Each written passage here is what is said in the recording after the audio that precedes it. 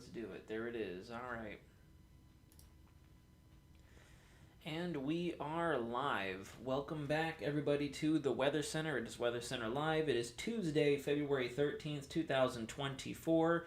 It is 8 o'clock on the dot, and we're getting started here. We're going to start off with our snow impacts. We're going to start off with the snow impacts that we've had over the last couple days because the snow has been pretty crazy for the Northeast, particularly through that one corridor that we were expecting for a number of people out there.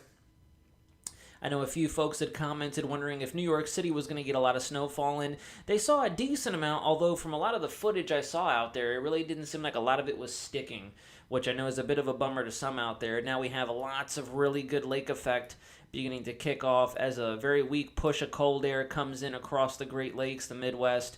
Michigan's getting really good lake effect. We also have some going on in New York State, Pennsylvania, extreme uppermost Iowa, or Ohio, I should say. And this is expected to continue for at least 12 to 24 hours. Nothing too crazy. We're just going to continue to kind of supplement the totals we already have down there. And this is more or less going to be the story moving forward, guys, to tell you the truth. For those of you who follow me on TikTok and Instagram, I even shared earlier today that, it looks like weather is going to be very, very slow.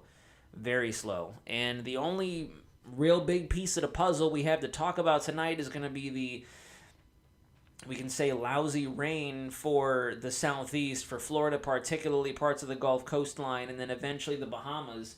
But truthfully, it doesn't seem like we're going to have too much happening out there, and we'll talk about that here in a moment. So here's the current snowfall analysis. This is more or less what we saw occur with this previous big winter storm. And as you can see, New York area got a decent amount. They finally got some snow out there, about 1 to 3 inches. This is a broad-brushed analysis of how much actually stuck out there. This is how much is actually still on the ground currently.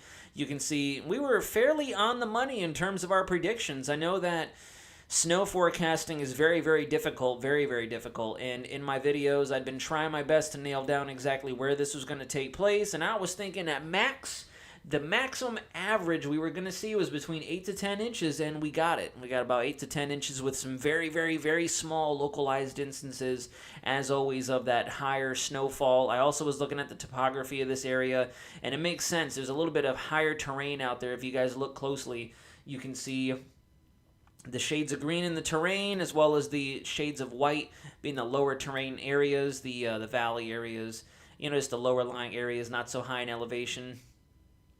And if we skip on over to the actual weather observations, the snow observations, the reports out of there, it followed a pretty streamlined path too. So we were right on target. Whoops, I didn't want to zoom in just yet. There was a little bit of a lag right there. We were right on target where we saw a good amount of snowfall in Texas, Panhandle, parts of Oklahoma, moving into Missouri and Arkansas. And then we saw it kind of dissipate as that system moved away from our cold air to the north. It didn't have as much of an influence with that cold air entrenched over the Midwest, the Great Lakes. And then finally, as it tapped back into it and it could pull in across the Great Lakes region, that's when we finally had that snow band erupt, although that system really kicked out, and it kicked out very fast. It was only within maybe like a 12-hour window that Clipper-style system went through very quickly. And so, all in all, this is probably going to be one of our last big snow events for a little while. It really doesn't seem like we're going to have too much snow on the horizon. There still will be snow, but not in the way of, people making a big deal out of it. At least I'm sure they will. I'm sure they're going to make a big deal out of it because they got to hype it till it's over. And, it will be over soon enough, I believe. But we shall see, to be determined. That is the conclusion of the snowfall for the Northeast. A lot of folks got a pretty decent dusting. And unfortunately, it looks like the snow events are still going to be just about non-existent for much of North and South Carolina. We got some of that good old higher terrain mountain snowfall, for sure. There's Gatlinburg coming in with a solid 3 inches, which is typical. They're way up there in the mountains, as you can see. And this is actually analyzed at the top of one of the mountains, so, You can see a Mountain LeConte Co-op report of 3 inches of snowfall, and down in the greater Gatlinburg area, they got a light dusting, just above 3/4 of an inch. So good stuff. Good stuff. I don't know what's going on with this page. This overlay tool is a little difficult to use. All right. And so that's that. That concludes the snow event. I'll pull up the satellite imagery so you guys can see just how fast this thing boogalooed through. It really did not pull any punches. It came through very quickly. I don't know why we're starting way down there. Come on, Tropical Tidbits. What's going on? There we go. So there it is. This was a couple days ago as the severe weather was unfolding over the south. Then it kicked up and then whoosh, just got sucked out of the AOR and it is already gone. It is already approaching the very tail end of the chart. And it was very cool, too, how you can very clearly tell that our cold air was separated from the warm air. Here's our actual little low feature right in through here. And this is all subtropical jet influence. All this transverse banding down in through here. Moving up into the baroclinic cloud, if you want to call it that, or where all of our warm air was rushing up, all of our great shear, all of our good instability, and you can see this really good potent line of thunderstorm activity firing along the leading edge right there. Right along the leading edge of that fire hose of diffluence on the nose of our subtropical jet and our polar front jet meeting together like so. And then there's our cold air. This is what I was talking about. As it moved further and further to the north, it kind of deviated its path a little bit. It was initially anticipated to form here and move due up like so, kind of riding up through the northeast. And I had a feeling, and it's nice to see that this stuff kind of verified. We had that stationary boundary that was draped down in through here. I remember analyzing it on, I believe, yesterday's video. Was it yesterday's video or the day before yesterday? One of those videos. I had analyzed it, and if you let the satellite unfold, that's more or less the track that this thing took, right along that line of baroclinicity, and then, yep, see? Right up on and through. And that's how you do it. And that's how we do it. No, I'm just playing, no. I'm not going to say that. So yeah, now you can see that we're kind of left with a very lackluster pattern. We're kind of trying to clear everything out. We're getting a little bit more zonal flow. Jets moving, racing, ripping across to the west to east. We still have our good old El Nino jet, and I also mentioned that yesterday in my video. I honestly cannot wait until El Nino is over because I'm tired of honestly seeing this big old blob of energy just flying across the south. Always, always, always, always. And it's teasing us. It's teasing us, trying to show us that there's big storms on the way, and then nothing happens. I think the rest of the February month is going to be a little disappointing in terms of the weather department. So, on top of the severe weather we were just talking about, here are our storm reports. The tornado threat did not come to fruition like a lot of people thought that it would. We did get a lot of damaging wind and a lot of damaging hail reports, though. This was for the 10th, Sunday. This was for yesterday, the 11th. Or no, excuse me, this was Sunday, sorry. Sunday we had quite a bit of really intense hail reports, 49 total hail reports, 12 wind reports, and at least one confirmed tornado. And then on the 12th yesterday, believe it or not, we actually saw no severe weather where they had it highlighted. We had a couple good Swiss statements and a severe thunderstorm warning come out for the peninsula of Florida, which once again, good feeling, very humbly but satisfying feeling that we've been discussing that we could see some intense thunderstorm action here in the central Florida area, despite what our models were saying, and we got it. So all in all, we were pretty successful in terms of verifying the forecast with this. SPC definitely missed the mark here a little bit. They started us off with level 2 here, then they shrank it to here, then they shrank it to here, and all the reports were outside of everything that they were kind of trying to provide blanket protection for. So I thought that was very interesting, very funny to notice. So that's the end of that, and it honestly doesn't look like we're going to have very much severe weather on the horizon just yet either. Whoops, I just noticed that the screen is well off. There we go. Let me adjust it for you guys so you can see a little bit better. So we were thinking that we could possibly see some really intense weather with this next system, and there's still a few folks sold on seeing some bad weather with this next blob of subtropical energy that's going to come across the Gulf. But truthfully, I think number one, what's going to ruin that chance is the fact that we have this Speedy Gonzales low pressure system that's trying to bring down some polar air. Like so, everyone's already going crazy about this. Major blast, epic cold air, and it's like, when will it end? I'm ready for the tropics. I'm ready to start hyping hurricanes. At this point, I'm going to go crazy in hurricane season. Y'all wanted to do that for the snow? Now everything's going to be a dangerous, life-threatening hurricane. Hurricanes here, hurricanes there. They're flying all over the place. Hurricanes in the Arctic. I'm just playing. Obviously, we're not going to do that. But I do think that this nose of cold advection and this little leading edge of warm air around our unstable wave here parked over top of Tennessee, Kentucky is actually what's going to help to prevent this from really further organizing once it gets out off of the Mexico terrain into the Gulf of Mexico. It's going to get smacked right upside the head by our boundary up to the north, and our polar front jet is going to help to really elongate it. And I know this looks ominous, this probably looks, whoa, hey, that's a massive system. That's crazy, but really not going to see a whole lot. It's primarily subtropical jet driven. You can see all of our subtropical isotherms are right around it, and we are in an unfavorable spot for anything significant to happen. This is technically like a baroclinic system we would see up here with a cold, warm front, wraparound snowfall, and then severe weather out here, but we're just not in the right quadrant. If you look, if there were going to be any kind of severe activity with this, it'd be down over here. So Florida's going to miss the mark. We could, of course, obviously see that stray system try to pop up near Port St. Lucie, Stuart, Florida, where we've had a recurrence of multiple tornadoes at this point in time. That's been like the hot spot for Florida altogether outside of West Coast Florida on occasion. But, there's not really much associated with it. Not really much at all. And see, if you look at the surface-based CAPE, and I know we got to take this with a huge grain of salt because we cracked the model wide open a couple days ago and found out that the surface CAPE on the GFS is absolute garbage. So take this with that, huge level of doubt, huge level of suspicion. This is probably going to change dramatically, especially as we get closer to closing time between Thursday and Friday. But even then, if the track of the low stays as it is, and I'll use this overlay so you guys can see it a little bit clearer, more contrast. If this low forms up somewhere in the western Gulf of Mexico and tracks like this, we're really not going to get a whole lot out of it. We're going to be on the more annoying side of it, to tell you the truth. And the reason I keep saying annoying is because I'm really looking forward to the Daytona 500. I'm really looking forward to a break in the monotony, just sitting at home, working, weathered, homework, etc. I'm getting hyped. And to see this on the horizon, like shoot, if you're going to rain and you're going to storm, at least be something exciting. At least bring some severe weather for us to chase, for us to get excited about, and then, we can go ahead and delay the race. But in this case, if we're just going to get some rain and maybe a little bit of wind, just stay away. Just stay away. At this point, I don't even want it.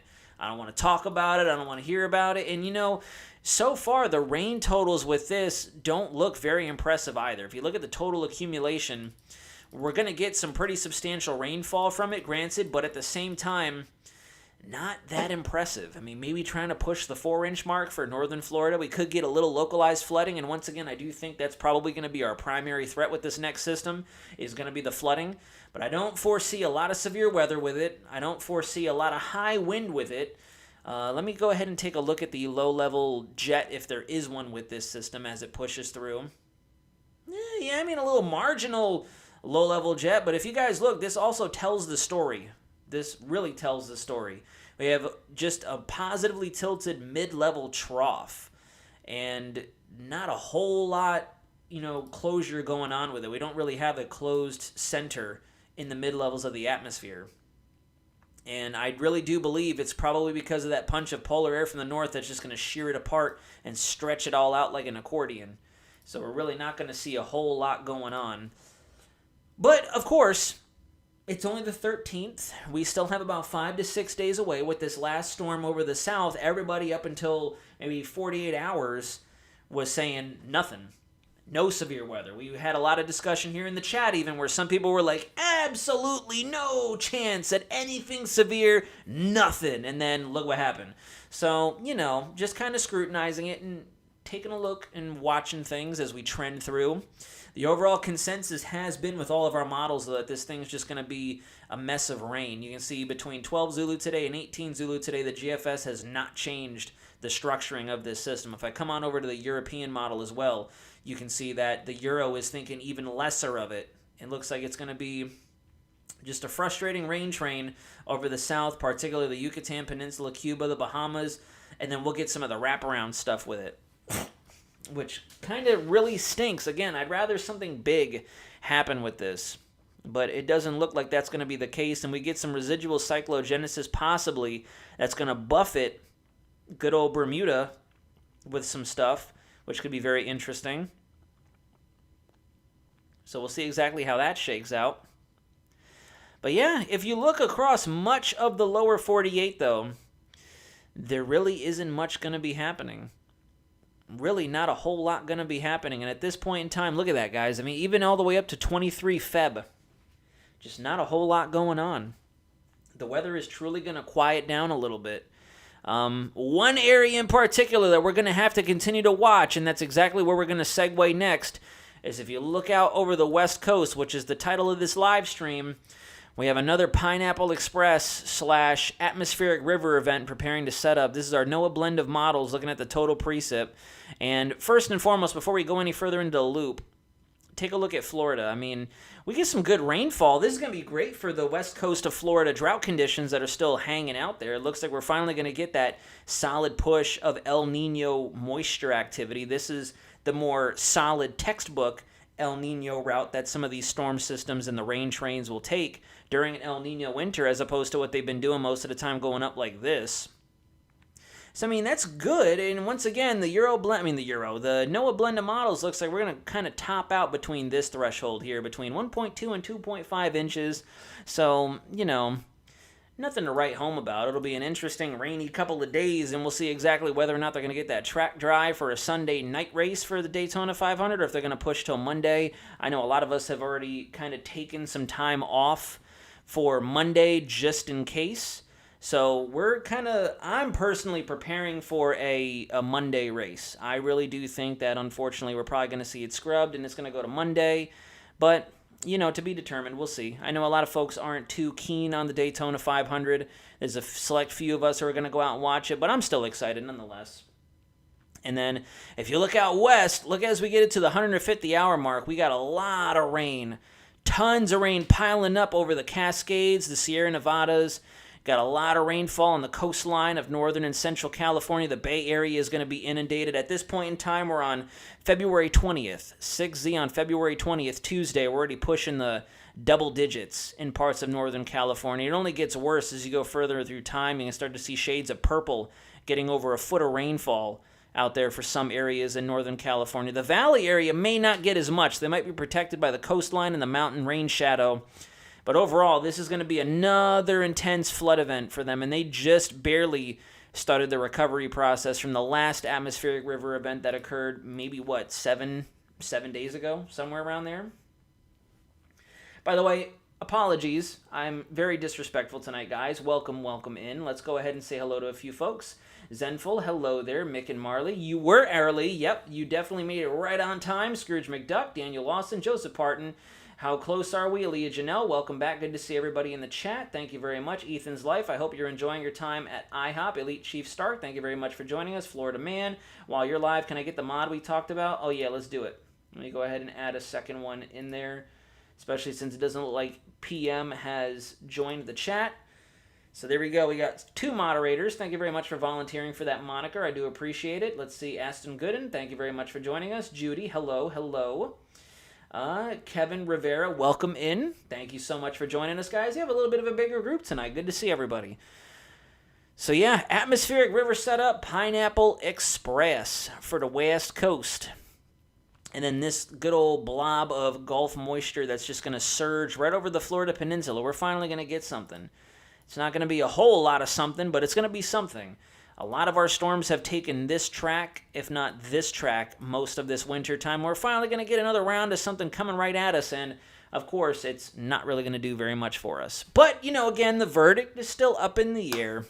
If there's one thing I've really learned, not only during the tropical season of last year, but especially over the last couple of weeks here trying to forecast, is our models really cannot be trusted. And it's kind of a darn shame that really, outside of the 72-hour mark, and even 72 hours maybe being a little gracious towards some of these models, CFS, but a lot of the time when you're looking mid to long range, I would almost urge everybody else out there who loves to make these videos of big cold, look at this, over a foot of snow, look at this. You're doing it all wrong. Don't do that. Please don't do that, because the models are going to change dramatically. They're going to keep refining themselves, and until we're within that 48, maybe 72-hour mark, we're really not going to get as accurate of a big picture and even a localized picture as we would like, at least this far out in advance. Some folks who can rely on pattern recognition, I do my best to try to do that. We can sort of more or less paint the picture, but to narrow down the finite details of what's going to happen in your area, your county, your neighborhood, your street,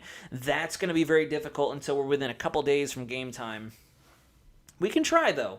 We can try. That's the name of the game. It's just kind of unfortunate that it's 2024 and our models are still kind of letting us down. It's kind of rough. It's kind of baffling for me, honestly. Like, I don't know, but it remains to be seen. They are computers after a while, and that's why hopefully we'll be in a job as meteorologists for quite some time. Take a look at what the Canadian model is thinking. Good Lord, guys, I have not looked at this. That looks like it could be very sporty. Canadian model's going for what looks to be a whole subtropical storm coming right towards Florida. I don't know if you guys can see that. Let's go down to the southeast, and let's take a look. Yeah, look at that bad boy. Woo! Now, this would make for a very interesting shakeout. This would definitely bring us some possible severe weather. Notice how at 850 millibars, we get a really good low-level jet component over the Florida Peninsula. Nice little closed low at 850. The mid-levels are nice and closed off. Established warm sector. So this could bring some additional buoyancy if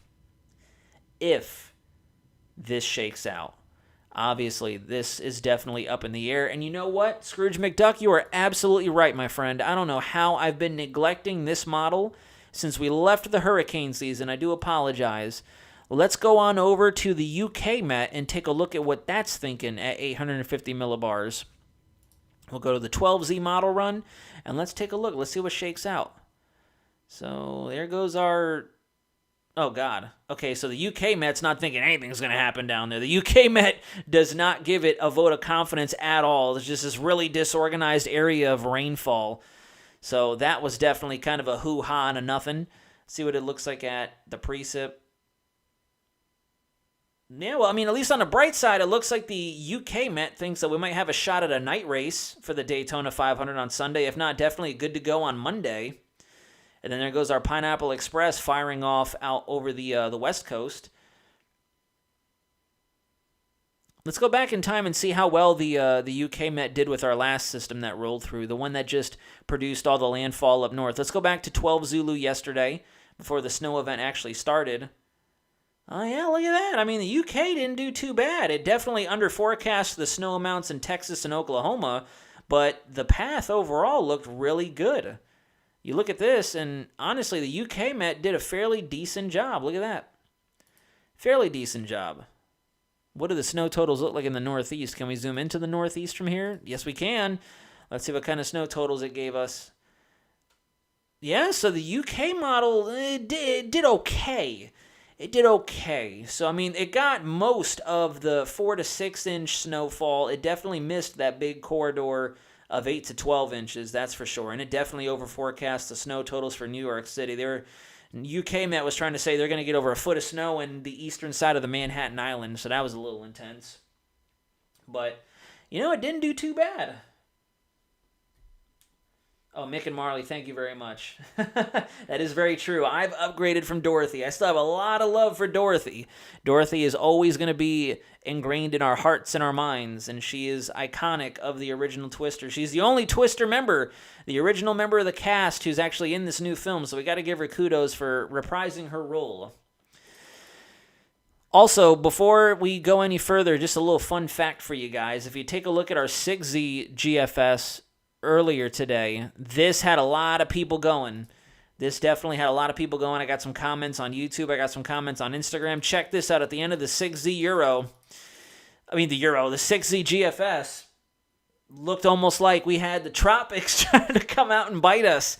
Watch this, guys. So just look down over the Gulf of Mexico. This is why I tell you, GFS long range, you gotta really, really pay close attention to how it adjusts run to run, especially so far out.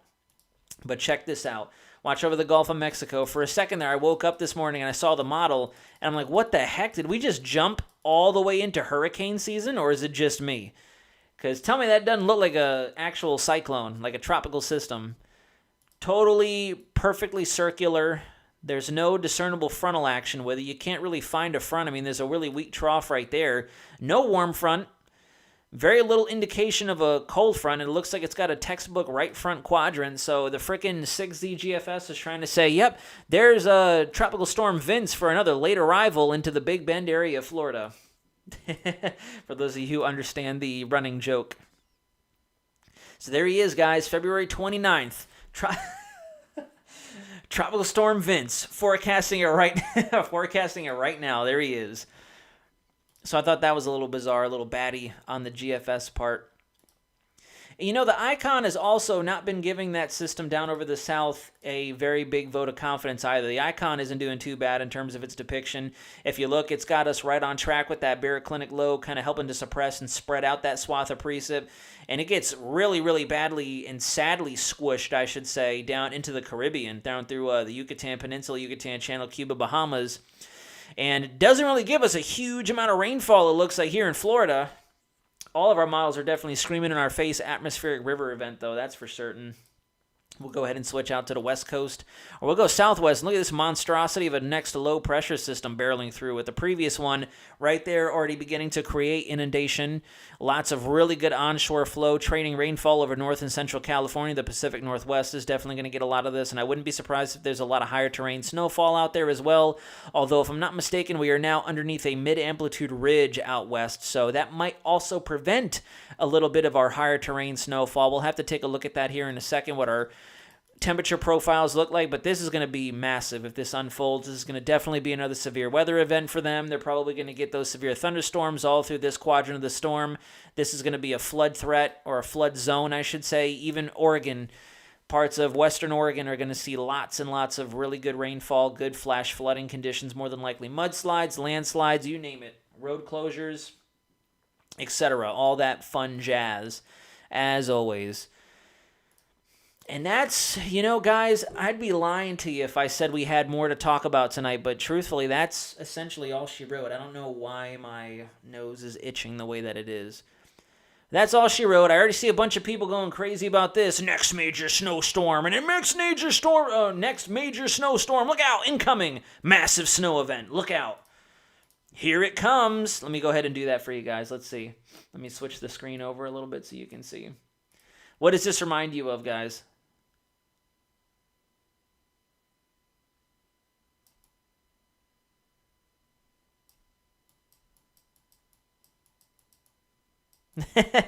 Here's the thumbnail for the live stream. There we go. There's the thumbnail for the live stream right there. Here it comes with the giant arrow and that little heat wave coming through. Perfect. Knock that out of the park. So yeah, now don't get me wrong, if we're being on a serious note here, we are still going to get some very, very weak perturbations in the pattern that are going to try to bring down some really good cold air. If you look, we are going to see a bit of a breach of Arctic air trying to spill south. We're going to get a nice little Arctic trough. Maybe. We're still a couple days away. We'll have to see if this stays together because the GFS and the Euro have been very, very back and forth in terms of if Arctic is actually going to show itself. Our Arctic oscillation does not look very convincing. In fact, it continues to want to trend in the positive direction. So, I don't know. But looking at maybe the possibility of a weak Arctic trough trying to come down to support our frontal system here, reinforce it with some additional cold air as it moves to the west, or the east, I should say. And that's going to help to sandwich this puppy from really doing a whole lot and further organizing. In fact, it almost looks like it gets wrapped up into this system. It becomes more of a stable wave along that frontal axis, getting support from our subtropical and our polar front jet.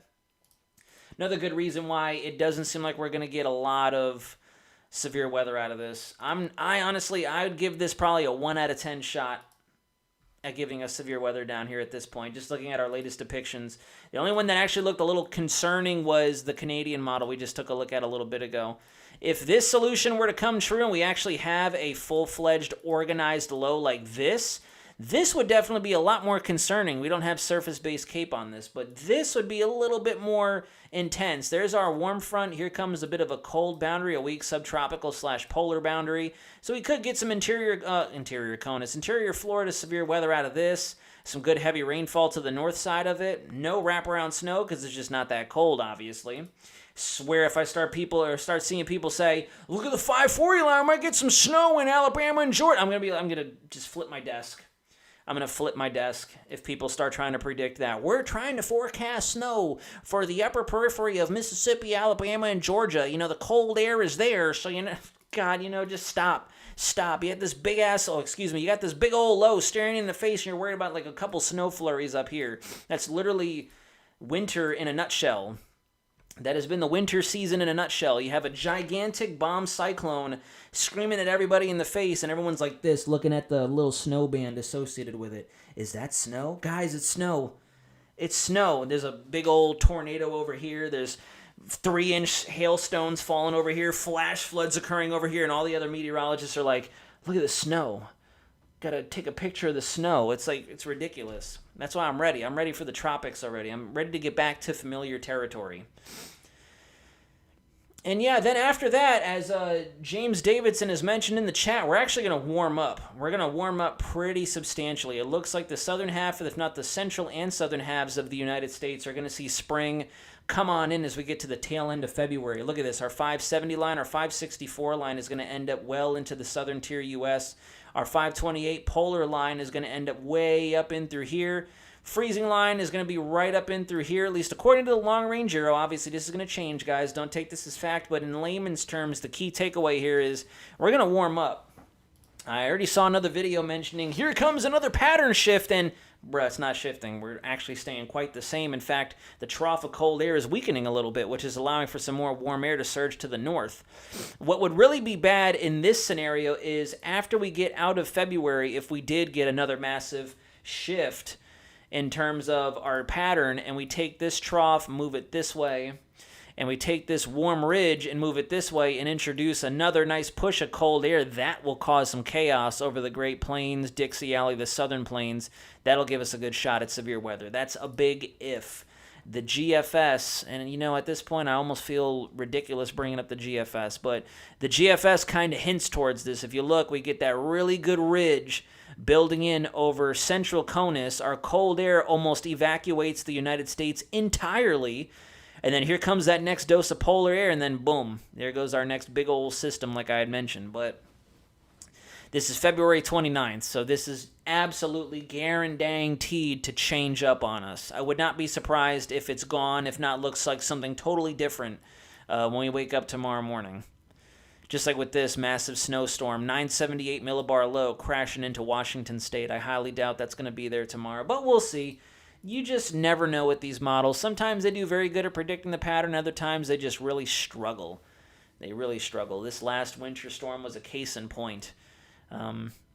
So it looks, for anybody in the room that's still wondering, is Phil correct? I'm still all in. Like, if this were a Texas Hold'em table, guys, if we were playing some 5-card stud, even some kind of poker game, I would almost be willing to go all in at this point. Just risk it all and say, I think winter is going to come to an end early this season, early this year. Late Feb looks like severe weather. Where are you seeing that, PM? Are you talking about this right here? Because this is definitely going to change. This is definitely going to change. The only way we'll actually get some severe weather now after this ridge builds in aloft is if we actually do get a nice solid punch of cold air to come through. So there could be some reality to this. I don't think this is the solution that we're going to see. And maybe I'm just becoming a bit more suspicious of all of our long-range model data with everything that has happened over the last 2 to 3 weeks. That could be it. But as of right now, I really don't see any severe weather on the horizon. Not right now. It looks like we're going to have a rather benign pattern outside if you live in California, Oregon. California and Oregon, you definitely have a shot at some thunderstorm activity, lots of rainfall. Let's go back in time and see if the models are thinking snow. Yeah, it looks like we could get a little bit of higher terrain mountain snowfall through Oregon, Washington State, kind of getting into the Spokane area. Mountain Home Air Force Base, Snake River Valley out there is definitely going to get it. Looks like we could possibly see some in Montana, Wyoming, Utah, the familiar places out there in the central and northern Rockies, the Intermountain West Great Basin area, alongside those flood conditions out west. But, I don't really see a threat for severe weather anywhere else outside of maybe right in through here. That's it. For the next 7 to 10 days, I don't see anything. Big ol' X for the rest of the United States. We'll have to continue to watch this little anomalous feature down here, but as of right now and for the last 3 days, it's been a nuance, an itch, like a bad itch, a mosquito bite that, it's going to be raining. Michael, I'm really thinking it's going to be more of a Monday type of deal. I did read online that if they could get the race underway between 8 and even as late as 10 o'clock, they're doing it. I don't know if they're going to be that ambitious. Lots of our models at this point are trying to shake out an idea that we could get a night race on Sunday. If you look at the GFS here, and obviously, the GFS is GFS, but this is 1 p.m. on Sunday. This is an hour and a half before the race. This is now 7 p.m. Rain is trying to finish up. It is trying to finish up, and if I switch over to simulated reflectivity, you can see that the rain technically has concluded for Daytona. This has been a trend now for a little bit now. The Icon model has been doing the same thing. If you switch over to the Icon, you go back to 12 Zulu. You look at the Icon, this is as of 18Z on Sunday. 18Z on Sunday. The Icon really doesn't think we're going to get a lot of rain up there near Daytona, so the Icon gives us a green look. GFS is looking kind of wishy-washy for Sunday, definitely good to go on Monday. The Canadian model thinks that we're going to be good to go on Monday, if I'm not mistaken. Let's go ahead and go back and look. So this is Sunday, and then, there you go. There's Monday afternoon. We clear the rain out. This is my only concern. This has been my only concern for a little while now, and the Euro has been kind of echoing this for the last several model runs, is this really, really finicky extra band of precip. Look at this. It's like a small little band of rainfall and moisture that breaks off from the low and just chills there.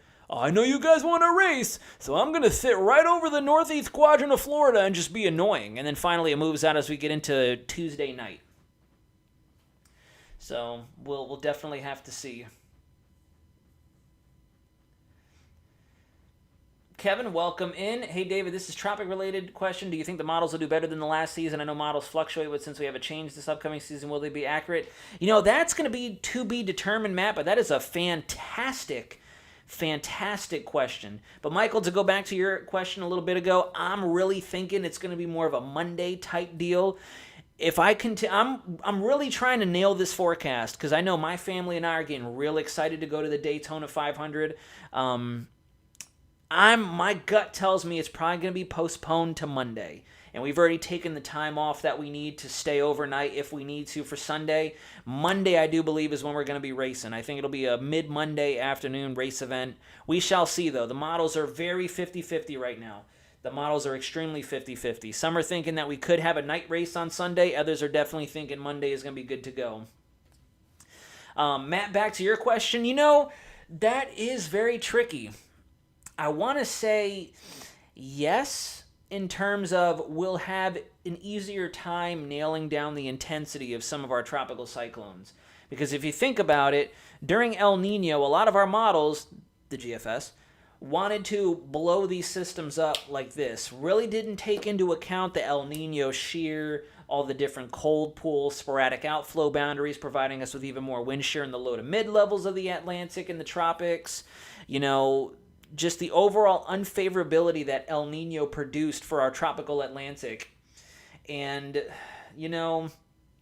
I think because of the fact that we're going to have a larger majority of our atmospheric conditions at all levels a little bit more on the ball with developing these tropical cyclones, I think we'll have an easier time predicting intensity.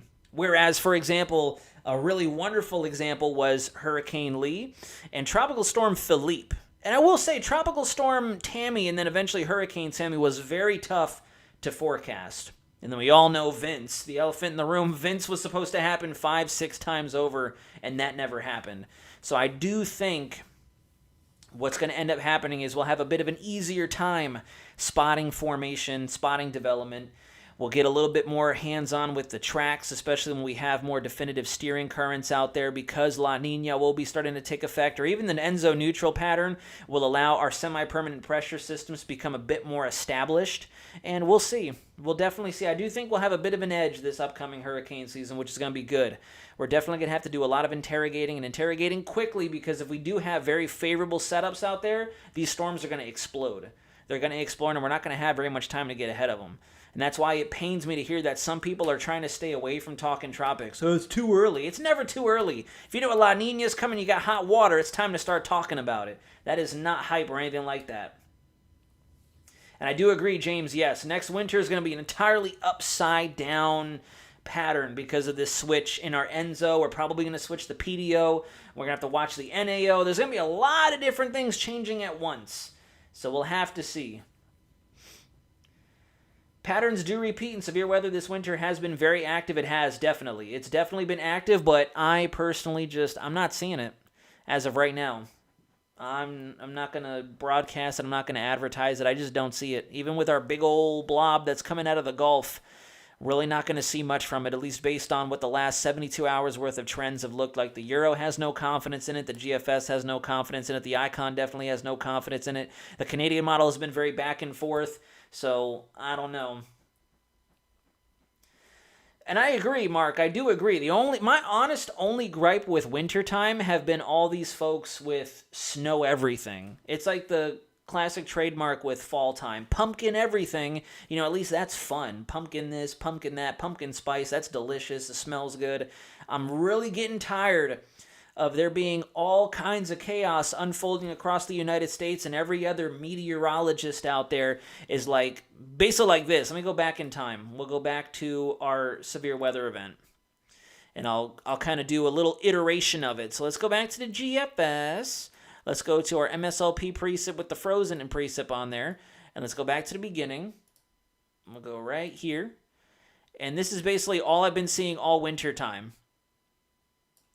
You can clearly see potential for severe weather, potential for severe flooding, potential for hail, potential for tornadoes, but everybody all winter time has been, oh, look at this. Look at all that snow right there. That's going to be crazy. Look at that, guys. That is insanity. We got to watch out for this major snowstorm extreme. This is going to be historical. You got all this. You got twisters, you got lightning, you got flash flooding going on. Everything's happening out here. People are losing property, losing vehicles. Going to have a lot of insurance claims probably going up in the next couple of days, over the next couple of weeks. Lots of insurance claims, lots of total out vehicles, etc. But no, we cannot forget this bad boy right there. That right there is just insanity, guys. There's snow in the forecast. Forget it. That's it. We're done. Close up shop. Just batten down the hatches. And I'll stop being so passionate and aggravated about that. But that's the one gripe I have about wintertime now. I thought certain things during the tropical season were a little ridiculous, but I've seen it all. I've definitely seen it all this winter time, and truthfully, as much as I love fall, I love winter. I want the whole snow forecast and all that stuff to go away. I'd rather get to the tornado season. I'd rather get to the tropics. I'd rather just keep the train rolling. I don't want everybody just going crazy about, look at that little snow band over Montana. You know what I mean? Yeah, exactly. Nuclear snowstorms is going to start World War III. So, I don't get it. That's my only gripe. I've always been a big fall boy. I love fall. I love Halloween. I love fall. I love that feeling of the weather changing, the transition season as we get ready for the full swing of holidays. And, it's nice. I like fall. Fall leading into winter. And this fall is going to be very exciting because we could possibly be entering transition season with a busy tropical Atlantic. So, you never know. It may never get cold again. I think we might be onto something there, Scrooge. Truthfully, we might be onto something because the models have been trying to throw in our face that we were going to get cold blast after cold blast after cold blast, and then after a couple days, it just goes away. And looking at even the long-range models, it's really not looking that cold, especially for the southern United States. It looks like Arizona is already going to be mild. New Mexico, Texas definitely, parts of Florida, the Carolinas, the deep south, the Gulf Coast. We're all already going to start to see spring slowly creeping in because here's our polar line, the 528 line, and our 540 line is barely making it down right here, and this is all the way towards the very tail end of February. And as I mentioned, looking at our different oscillations, the NAO, the AO, the PDO, etc., they're all thinking we're just slowly going to be weakening and retreating, going into the positive values. So I don't know. I got to agree with some of the other big name meteorologists out there. I've been watching a few of the other big veterans in the game, and they're also saying, Arctic air is nowhere to be seen. Doesn't seem like we're going to have any major cold blasts just yet. We're going to have some good polar air still coming in and whatnot, but it really doesn't seem like winter is going to be that aggressive. Let's put it that way. We're in for a very chill winter. No pun intended. Ha ha. So, that's all she wrote, guys. We'll have to see. I'm surprised New Orleans is saying severe weather threat. That doesn't make any sense. New Orleans isn't going to even be close to that system's severe side. Look at that. Let's go way back. They're not going to be anywhere near a severe weather threat. If anything, if our low gets going right here, the severe weather is going to be all out over the Gulf and out ahead of it. And even then, once this area of polar air comes in and kind of just squishes this little subtropical entity as it moves off to the east, it's all just going to become a very big rainmaker. Big rainmaker. An early look at all of our surface-based CAPE shows that. No kind of instability out there. Looks like maybe the GFS is thinking we could get a little bit of severe weather possible in Oklahoma, the Texarkana area, but nowhere near New Orleans or in the Gulf. Well, outside of in the immediate Gulf of Mexico, that's about it. And obviously this we're going to have to watch closely. That's going to change a lot. I don't trust the GFS with CAPE anymore, but these are our only models, our only tools that we could actually look that far out in time and kind of take a look at our CAPE. See what the Euro is thinking. Since the Euro can go out that far in time, let's see. This will be interesting to see. A little bit of shot of CAPE in eastern Texas, southern Oklahoma on Friday. That's interesting. And then, yeah, look at that. Euro has no instability with it. Nothing. That's even worse looking, just looking at the CAPE for that next system. And I think that's more or less been the trend for a little while now. What is that? That's going to be surging up out of the south there. What is that? Let's see, Friday. Okay, I can kind of see it. A little bit of a little weak system, kind of pushing some warmer air up in through there. A little bit of a weak subtropical jet max down there, kind of working its way up right there. A little push. You can see that acceleration in the winds after it cuts through. Kind of neat. You can kind of see it a little bit. Is that an actual feature down at the surface? Yeah, a little bit of cyclogenesis along the leading edge of that polar air. And then it very quickly washes out. So, I don't know. Truthfully, I think the models are dorking up right now, Mark, just because of how weird of a pattern we're in right now. And when I say a weird of a pattern, I mean we've got our El Nino bouncing back and forth. The SOI and the Nino, the Nino indexes have been going like this. They've been going up, down, up, down, up, down. They don't know what they're doing. So that's going to distort the pattern. We have a very aggressive subtropical jet over the south that the models keep trying to progress. They keep trying to break it down, and they keep trying to do something with it, and that subtropical jet has just been staying there. That's kind of the main reason why I'm ready for El Nino to be done. El Nino is kind of just dorking everything up for a lot of us. That's also been influencing our snow big time. It's been influencing our winter. El Nino is kind of in control. It is dominating right now. And it really is, no pun intended. I'm not trying to sound like Reed Timmer or anything like that, but it really is dominating the pattern. That's the primary reason we're getting all these atmospheric river setups out over the west. That's why we've had this rain train over the Gulf trying to get rid of those drought conditions altogether, which is good news, but why we've consistently have seen severe weather through Texas all the way up into the Georgia, South Carolina area, the panhandle of Florida. It's really messing everything up. And the models are they struggle real bad with non-progressive setups, is what we'll say. It's the same thing with cutoff features. It's the same thing with blocking patterns. The models tend to try to progress and move things way too fast when the pattern is very slow. So I think that's the primary reason why we're seeing everything getting just jacked up and janky. I'm sure there's probably a bit more of a science-y breakdown for it, but for lack of a better term, I think it's the Nino that's jacking things up and also keeping our cold air at bay for the most part.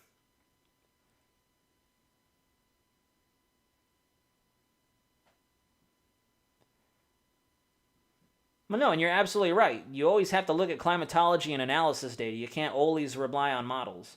The only reason I'm bringing up models here is because I feel like we would lose the crowd if we started just looking at old analysis data, old, old archives of data and whatnot. But I still am not sold on severe weather. I know we've been pushing for severe weather with that system this weekend. I'm really not seeing it. I think I honestly lost confidence in severe weather with that thing last Friday, Saturday. And I have not really seen much to bring that confidence back. I was actually confident that we were going to get the severe weather out of that low pressure, and I stood my ground the first one, and we got it. This one here, I'm not really seeing it right now. I'm not really seeing anything that's gonna really kick things off. Synoptically, we're not there. Big picture, we're not there. Down even into the mesoscale look at things in the Gulf of Mexico and the surrounding areas, we're just not there. You know, we've got conflicting air masses that could cause a little ruckus over the Gulf Coast in terms of some extra rainfall and some high winds with that cold air advection, but Florida just doesn't seem very susceptible to severe weather right now, and I think it's also because of where El Nino has positioned itself. Our El Nino jet, if you guys really think about it, looking at infrared satellite, has been running right through here for the most part. So it makes sense as the jet comes down, our polar front jet, we're going to get severe weather through here. If there's anything that shoots up out of the Gulf of Mexico, out of the Eastern Pacific, we're going to get severe weather in through here. And unfortunately, Florida's just kind of, for the first time, Florida's just in an inopportune spot for anything. We've missed a lot of it. And truthfully, as much as I've loved the storm chasing ventures that I've been on, the whole 2 of them, we just really haven't had much shakeout. I'm still mad at myself for, and you can go back, guys. You can go back on this channel. I can promise you that God is my witness. You can go back on this channel. I was telling you guys before the January severe weather event, I kept on telling you there's going to be a tornado in Panama City. Apalachicola Bay, Panama City, that's where I'm headed, and I got lazy. I woke up late. Well, I didn't wake up late. I woke up at 2 in the morning, but I woke up later than I should have. I should have just pulled the all-nighter and drove out there, and I would have intercepted that F2, F3 tornado. I called it, and you guys can fact-check me on that. I said it. Even about like 5-6 days before the event, I said, Panama City, Apalachicola area, just to the west of Tallahassee is definitely going to get it, and they got it. Direct hit, sad to say, but I still regret. I do. That's a big shucks moment. I should have went out there. For sure. But, you know, coulda, shoulda, woulda. There's going to be more storms. We might be able to rebound a little bit during tornado season. If not, definitely during the hurricane season. There's a lot of folks out there bullseyeing Florida for some landfalls. Well, we're just now getting into a weak El Nino. El Nino's definitely more in a moderate trend right now. We're definitely more of in a moderate Nino. We were strong for a little while and going strong. But even before that, even when Nino was just the Nino, it was still just positioned right up in through here. The only time we really had it coming across was back in, October and November, if I'm not mistaken. I think it was October, November, and December. We actually had some systems try to move a little bit more like this. Now everything's been doing this number or doing this number. And Florida's been being dodged. And that's been the trend for a while now, which is a bummer. It's a big bummer. Well, we had a strong El Nino going for a while there. It only has recently started to trend down since early January. And even then, we really just haven't had much stuff. We had the one big severe outbreak that occurred that I was just talking about, and then that second one that everyone was panicking about, and then that one was a bust. Nothing happened, really.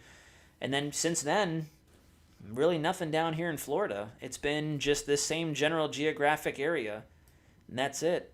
And I've noticed that the severe weather events have been more and more localized in scale. They haven't been as widespread. But there you go, guys. In summary, we had our last big snow event for now. It doesn't look like we have another big snow event on the horizon, truthfully.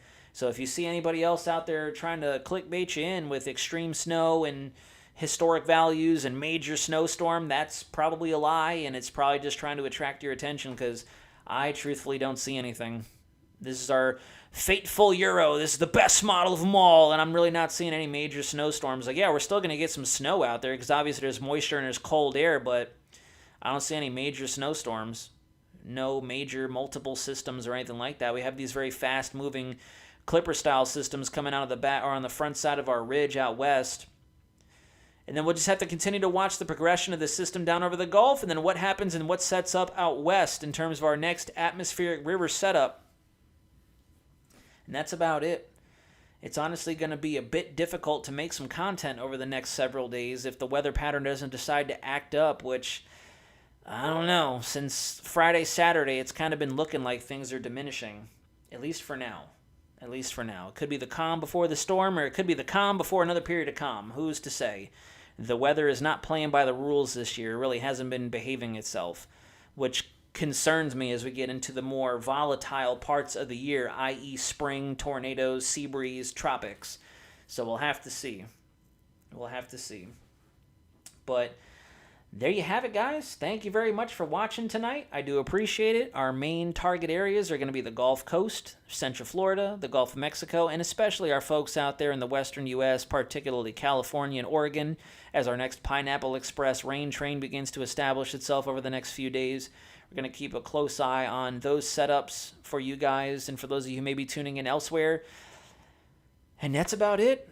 I do appreciate the bit of a larger crowd we had tonight. Thank you very much for everybody who joined us this evening. If I missed you in the chat, I do apologize, and I do wish you a very good rest of your evening, and I do appreciate your time this lovely Tuesday night. I hope all is great in your corner of the world, and we will definitely see you tomorrow again for another full-fledged Weather Center segment. We'll have a hard video coming out, and then Thursday night, 8 p.m., we'll do it all over again, see if there's anything else to talk about.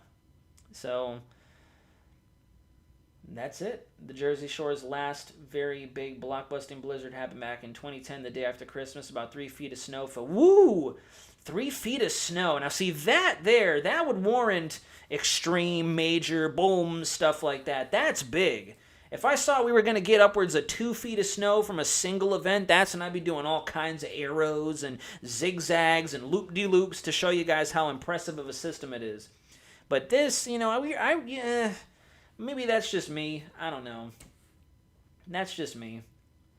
But, alrighty, ladies and gentlemen, you've been a wonderful audience as always. We will see you again very soon. But until next time, this is Weather Center. Oh, wait, nope. Forgot one thing. Please like and share this live stream with those you know and care about, those who you believe would benefit from this information, especially if you have folks down over the Gulf Coast, folks getting ready to attend the Daytona 500 this upcoming weekend, and especially our folks out there in California and Oregon who are bracing for a potential another round of some pretty substantial flooding and severe weather as our next two major polar systems begin to work their way in. And what else was I going to say? I just forgot it. There it is. Came back. It left and it came right back in. If you have any questions, comments, or concerns, please drop me a comment in the comments section down below or drop me a line on my Instagram, X, or my TikTok. I'm always available there. I always drop updates on a repetitive basis, on a day-by-day basis.